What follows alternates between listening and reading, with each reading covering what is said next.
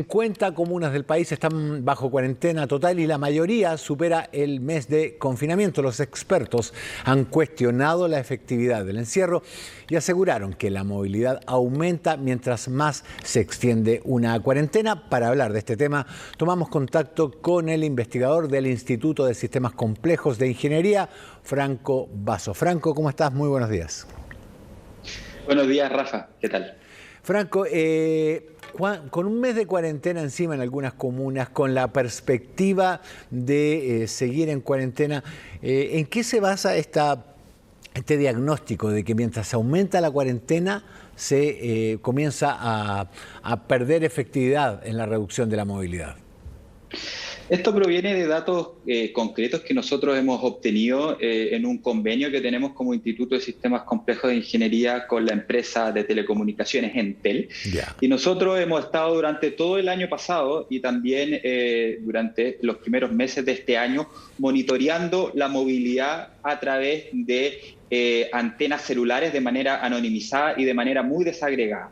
Desde el inicio de la pandemia y cuando comenzaron las primeras medidas de restricción, este tipo de técnicas de Big Data nos ha permitido ir monitoreando cómo se han ido comportando las cuarentenas. Y cuando hacemos un poquito de historia, en el año pasado, el año 2020, las primeras cuarentenas que se realizaron tuvieron un impacto relativamente importante, con una disminución particularmente en el barrio alto, en el sector oriente de Santiago, que oscilaba entre 50 y 60% de reducción de movilidad, lo que era una buena cifra. A medida que esto se fue expandiendo, comenzamos a ver ciertas diferencias territoriales en las cuales los valores de menos 50, menos 60 fueron casi imposibles de replicar en otros lugares que no fuese el sector oriente de Santiago, y llegábamos en el mejor de los casos, a valores cercanos a menos 40%.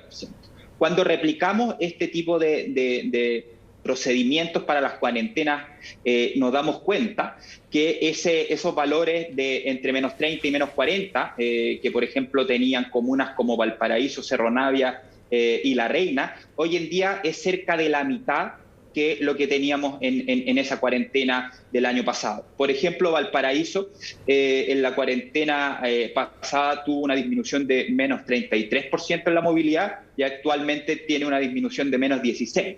La Reina tuvo una disminución de menos 50%, que era lo que comentábamos anteriormente, y ahora tiene una disminución de menos 29%. Por lo tanto, lo que hemos observado en las cuarentenas pasadas es que a medida que las cuarentenas comienzan a extenderse más allá de un mes, la efectividad comienza a disminuir.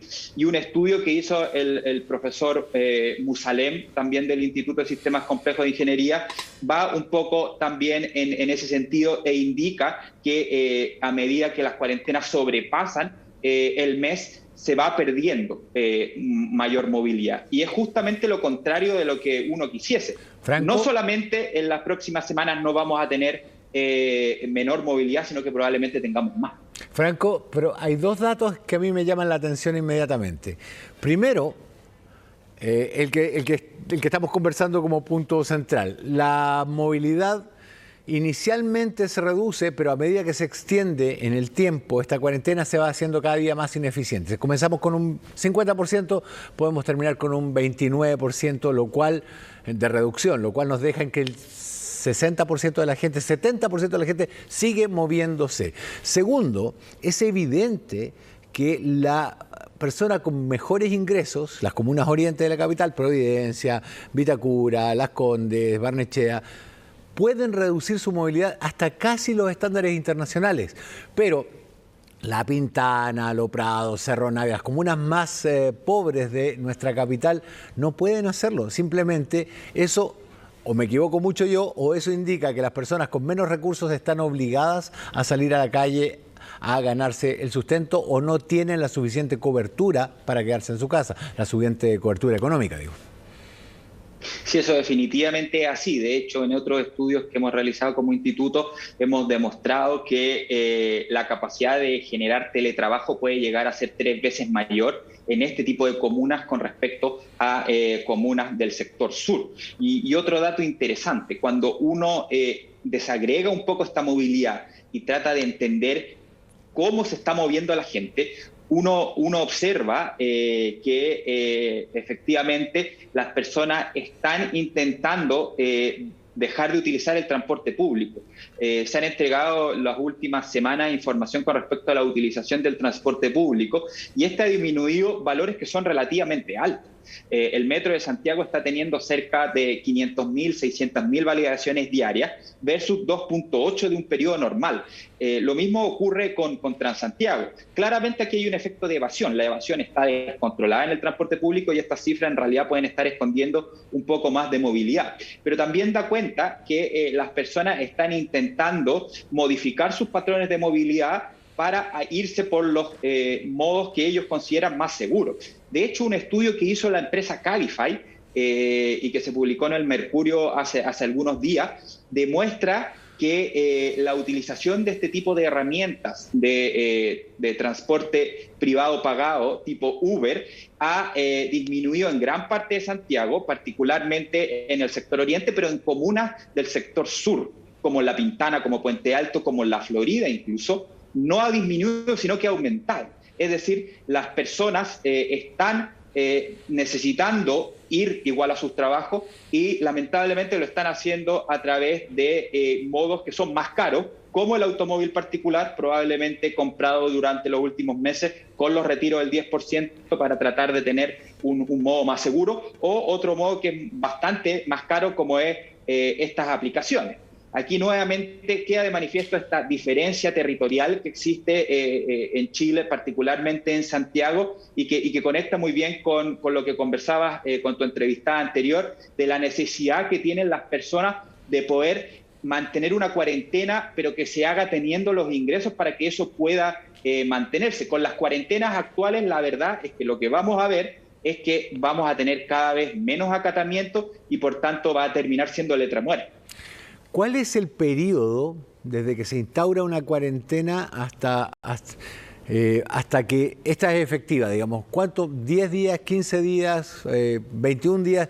¿Durante cuánto tiempo resulta reducir la movilidad y cuándo deja de ser efectiva? Yo creo que hay varios factores que apuntan a eso.